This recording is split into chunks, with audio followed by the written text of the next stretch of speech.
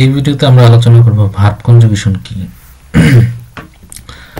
যদি আমি সহজ ভাষায় বাংলায় যদি বলি যে আমরা যখন দৈনন্দিন জীবনে বিভিন্ন কাজ করি বা খাই, ধরেন আমি বলতেছে আমি খাই, তুমি খাও, সে খাচ্ছে, এই যে খাওয়া ভার্বটা যে চেঞ্জ হচ্ছে, কখনো বলছে যখন বলতেছে আমি বলতেছি আমার কথা, যখন বলতেছে তখন বলতেছে আমি খাই, যখন তার কথা বলতেছে সে খায়, যখন তোমার কথা বলতেছে তুমি খাও। এই যে সাবজেক্ট চেঞ্জ হওয়ার কারণে যে ভার্বের যে পরিবর্তন হচ্ছে, এটাই হচ্ছে ভার্ব কনজুগেশন। এটাকেই আমরা জার্মান ভাষায় ভার্ব কনজুগেশন বলি। এটা প্রত্যেকটা ভাষায় আছে, কিন্তু আমরা যেহেতু ভাষাটা আমরা শিখি অটোমেটিক, ভাষাটা একটা বাচ্চাকে কিন্তু কেউ শিখিয়ে দেয় না, সে শুনতে শুনতে শুনতে শুনতে শুনতে শুনতে শিখে। কিন্তু যেহেতু আমরা একটা বিদেশি ভাষা যখন শিখি, তা আমরা এটার প্রতি অভ্যস্ত থাকি না। তো অভ্যস্ত না থাকার কারণে ভার্বের যে কনজুগেশনের যে নিয়ম আছে, যে একটা ভার্ব আমরা শিখব, এই ভার্বটাকে আমরা সাবজেক্ট অনুযায়ী কিভাবে চেঞ্জ করব, এইটার নিয়মটাই হচ্ছে ভার্বের কনজুগেশন। আর ভার্বের যে মূল ফর্মটা, যেটা মেইন, মানে যেই রূপে আমরা ভার্বটাকে পাই, যেটা অরিজিনাল ফর্মে থাকে, এটাকে বলা হয় ইনফিনিটিভ। তো জার্মান ল্যাঙ্গুয়েজে আসলে ভার্ব প্রধানত দুই রকম হয়, একটা হচ্ছে রেগেলমেসিক ভার্ব আর একটা হচ্ছে উনরেগেলমেসিক ভার্ব। রেগেলমেসিক ভার্বগুলি হচ্ছে যেগুলি কনজুগেশন করার ক্ষেত্রে একটা নিয়ম মেনটেন করে কনজুগেশন করা যায়, সেটাকেই হচ্ছে রেগেলমেসিক ভার্ব বলে অথবা রেগুলার ভার্ব বলে। যেমন ধরেন মাখেনটা হচ্ছে একটা রেগেলমেসিক ভার্ব অথবা রেগুলার ভার্ব। এই ভার্বটাকে একটা নিয়মের মধ্যে কনজুগেশন করা যায়। নিয়মটা হচ্ছে কি, এই যে রেগেলমেসিক ভার্বের পিছন থেকে দুইটা অক্ষর বাদ দিয়ে ইসের সাথে যদি ই যোগ করে দিই, ভার্বের ডু এর সাথে এস টি, ই এর, জি এস এর সাথে টি, ভি আর এর সাথে এন, ইএন, ইয়ার এর সাথে টি, জি জি এ এন যদি যোগ করে দিই, তখনই হয়ে যায় হচ্ছে আপনার রেগেলমেসিক ভার্বের ভার্ব কনজুগেশন হয়ে যায়। এখন ভার্ব কনজুগেশন আমরা প্রথম অবস্থায় যারা ভাষাটা শিখে, বিভিন্ন জার্মান ভাষা বিভিন্নভাবে শুরু করে, তখন তাকে আমরা করি কি, আমরা নিয়ম নীতি তোয়াক্কা না করে আমরা মুখস্থ করি প্রথম অবস্থায়।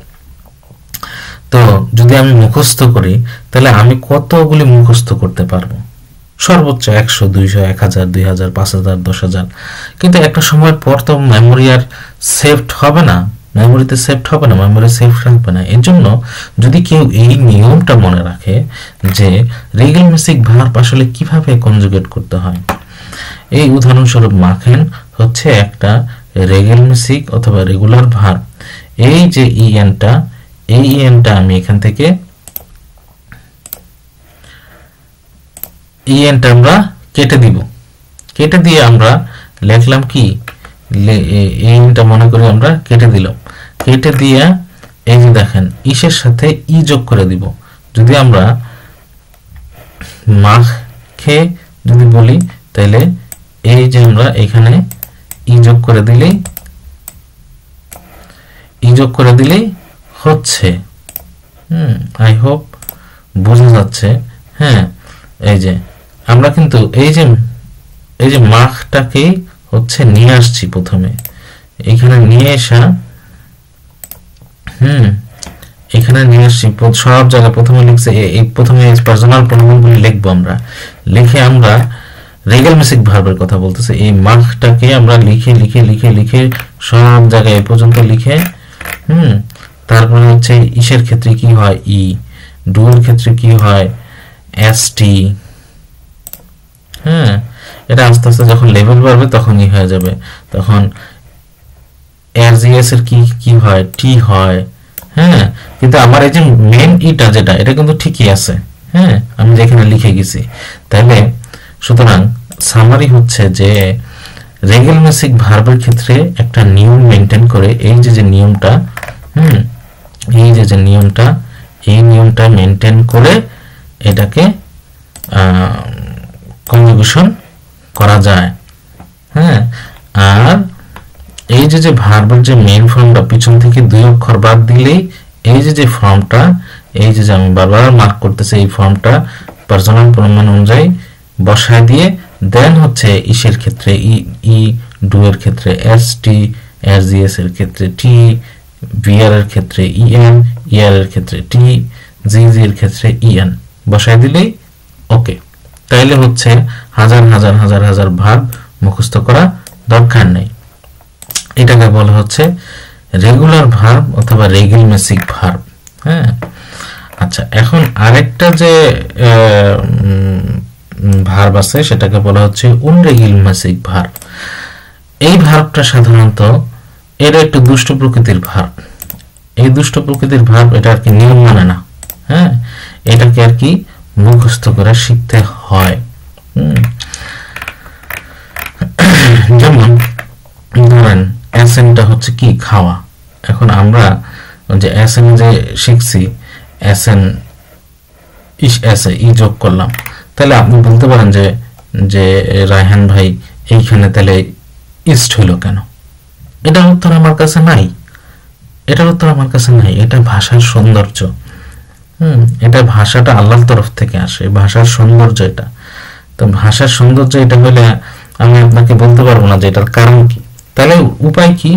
উপায় হচ্ছে আপনি আস্তে আস্তে আস্তে আস্তে আনরেগুলমেসিক ভার্বগুলি মুখস্থ করবেন এবং প্র্যাকটিস করবেন। আপনি যত প্র্যাকটিস করবেন, যত করবেন, আস্তে আস্তে আস্তে আস্তে আস্তে একটা সময় আপনি হয়ে যাবে। যখন ঠিক হয়ে যাবে তখন আপনি অটোমেটিক, আপনি যখন একটা মানুষ গাড়ি চালানো শিখে তখন কিন্তু প্রথম দিন উঠেই কিন্তু বসে কিন্তু সে গাড়ি চালাতে পারে না। কিন্তু সে যখন 6 মাস, 2 মাস, 3 মাস, 6 মাস যখন গাড়ি চালায় তখন কিন্তু তাকে বলতে হয় না যে এইটাই ভাবে করো, এইটাই ভাবে করো। হ্যাঁ, তখন সে একটা পর্যায়ে প্র্যাকটিসের কারণে, প্র্যাকটিসের মাধ্যমে, শেখার মাধ্যমে, শেখা প্লাস হচ্ছে প্র্যাকটিস করার মাধ্যমে তখন সে অটোমেটিক চলে আসে। তো প্রাথমিক অবস্থায় আমি একটা ভার্বের রেগুলমেসিক ভার্ব আর আনরেগুলমেসিক ভার্বের একটা লিস্ট আমি ডেসক্রিপশন বক্সে দিয়ে দিব। এগুলি কনজুগেশন করতে হলে অনলাইনেও কনজুগেশন করা যায়, বিভিন্ন অ্যাপ আছে জার্মান ভার্ব কনজুগেশনের, সেটাও করা যায়। হ্যাঁ, তো ওইভাবে আপনারা কনজুগেশন করতে পারবেন। এই ভিডিওটা এই পর্যন্তই। যদি কোনো কোশ্চেন থাকে কমেন্ট বক্সে কোশ্চেন করবেন।